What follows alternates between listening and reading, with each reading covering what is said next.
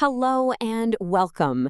We've all been there, right? You're stuck talking to a chatbot, trying to get a simple answer, and it just doesn't understand. It keeps repeating the same thing over and over. It's so common, and honestly, it's incredibly frustrating.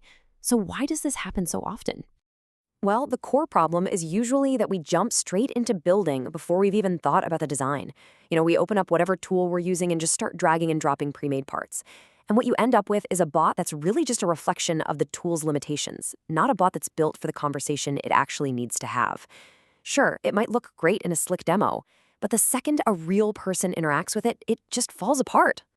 So, what's the fix?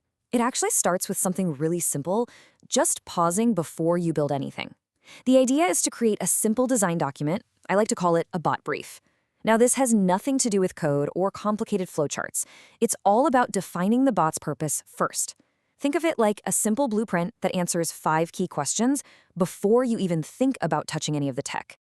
Okay, so question number 1 is all about the goal. What is this bot's specific, measurable purpose? And I have to stress, specificity is everything here. A vague goal like, say, provide customer support, well, that's pretty much a recipe for failure.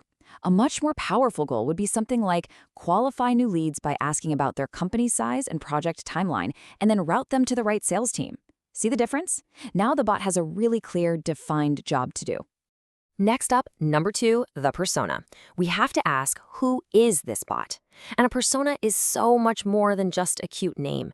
It's the bot's entire identity. What's its role? What's its level of expertise?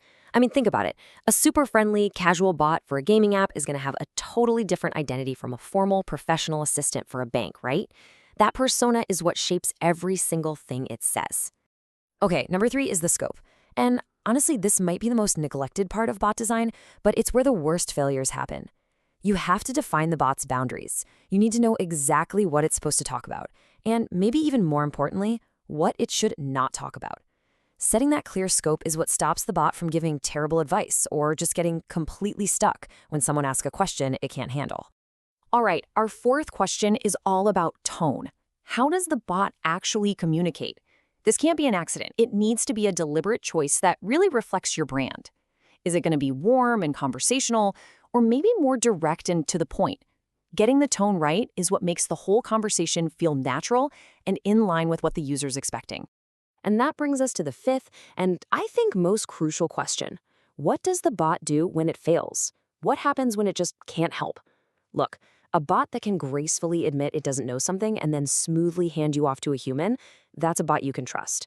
People get that bots have limits. What they can't stand is being left stranded at a digital dead end. So once you've answered these 5 questions, this bot brief you've created, it's not just a document anymore. It literally becomes the brain of the bots.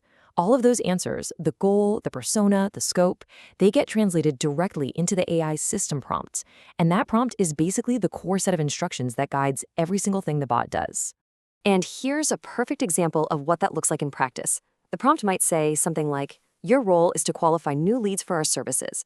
Okay, right there, that's the goal and the persona. Then it might say, you do not discuss pricing. Boom, that's the scope. And finally, if you cannot help, offer to connect the user with a human team member. And that's your failure behavior. See how every single principle from the brief turns into a clear, direct instruction for the AI? And the result of thinking this way, of designing first, is that you end up with a bot that actually works. It's not frustrating anymore. It achieves its goal, it saves people time, and it creates a genuinely good experience. You really stop being just someone clicking buttons in a tool and you become a true conversation designer. And that's the whole shift.